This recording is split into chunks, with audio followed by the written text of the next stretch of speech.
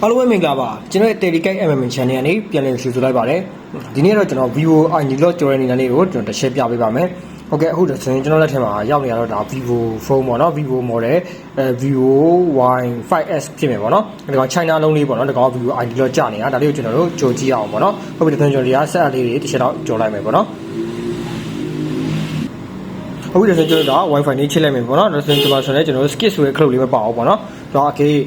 ေအကောင့်တော့မကြောက်ဘူးဆိုတော့ကျွန်တော် skip ဆိုတဲ့ cloud လေးပါတယ်ပေါ့နော်အခုကျွန်တော်ဒီမှာ skip ဆိုတဲ့ cloud လေးမပါတဲ့အတွက်ကျွန်တော် Wi-Fi ချိတ်ပေးရမယ်ပေါ့နော်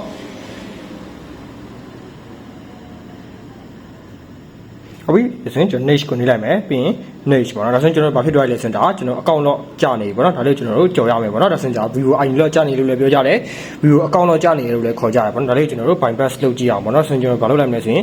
်ကျွန်တော် back ပြန်ဆုပ်မယ်ဟုတ်ပြီကျွန်တော်ဒီမှာဆိုရင်ကျွန်တော်ဘာလုပ်လိုက်မလဲဆိုရင်ကျွန်တော်တို့ရဲ့ Wi-Fi လေးကိုပိတ်လိုက်ပေါ့နော်ကျွန်တော်ဒီကနေကျွန်တော်အပြင်ကနေဒီကနေကျွန်တော် forget မလုပ်ဘူးပေါ့နော်ကျွန်တော် Wi-Fi set ကိုကျွန်တော်ပိတ်လိုက်မယ်ပေါ့နော်ပြီးရင်ကျွန်တော်ဘာလို့နှိပ်မလဲဆိုရင်ဒီက end network ဆိုတာလေးကိုနှိပ်မယ်ပေါ့နော်နှိပ်ပြီးလို့ရှိရင်ဒီမှာကျွန်တော်တို့နာမည်လေးကြိုက်တာရေးရမယ်နော်ကြိုက်တာရေးလိုက်ရေးပြီးလို့ရှိရင်ဘယ်လိုလုပ်မလဲဆိုရင်ဒီစာလေးတွေကိုကျွန်တော်တို့ဒီကြားလေးဖိလိုက်ပေါ့နော်ဖိလိုက်လို့ရှိရင်ကျွန်တော်ဘာလေးပေါ်လာမလဲဆိုရင်cast ရဲ့ copy ရဲ့website ရဲ့ဆိုပြီးမှကျွန်တော်တွေ့လာလိမ့်မယ်အဲ့မှာကျွန်တော်ဘာလို့နှိပ်မလဲဆိုရင် website ကိုတစ်ချက်နှိပ်လိုက်မယ်ပေါ့နော်အဲ့ကျွန်တော်ဘယ်ထည့်ရောက်သွားမလဲဆိုရင်တော့ browser လေးရောက်သွားမယ်ဒါပေမဲ့သူကဘာလဲဆိုရင်ကျွန်တော် internet မရှိတဲ့အတွက်သူက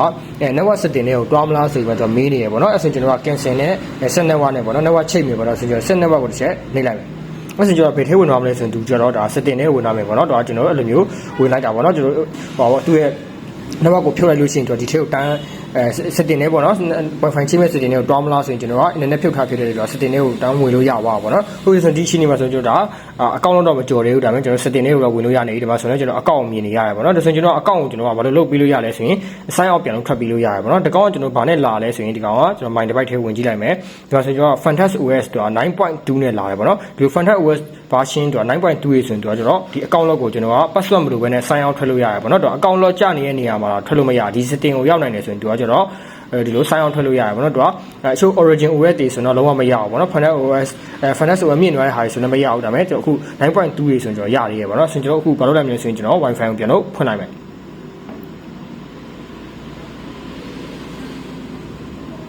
ဝေးပါဆိုရင်ကျွန်တော်က Wi-Fi လေးချိတ်သွားပြီပေါ့နော် Wi-Fi ချိတ်သွားပြီဒါဆိုရင်ကျွန်တော်ဒီက account လေးကိုဝင်လိုက်မယ်ဝင်ပြီးဒီက setting လေးကိုကျွန်တော်ဝင်လိုက်မယ်ပေါ့နော်ဒီ setting icon လေးတွေကိုဝင်လိုက်မယ်ပြီးရင်ကျွန်တော်မှာဘာလေးရှိမလဲဆိုရင်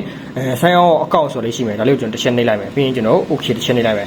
အဲ့ဒါဆိုရင်ကျွန်တော် account လောက်ထွက်သွားပြီကျွန်တော် back တစ်ချက်ဆုပ်ပြမယ်ဒါဆိုရင်ဒီမှာ setting ထဲမှာကျွန်တော် account မရှိတော့ဘူးပေါ့နော်တော့ sign in ဝင်တဲ့နေရာပဲရှိတော့ဒါဆိုရင်ကျွန်တော်တို့က account ပြုတ်သွားပြီပေါ့နော်ဆိုရင်ကျွန်တော် phone ဘာလုပ်လိုက်မလဲဆိုရင် restart ချလိုက်မယ်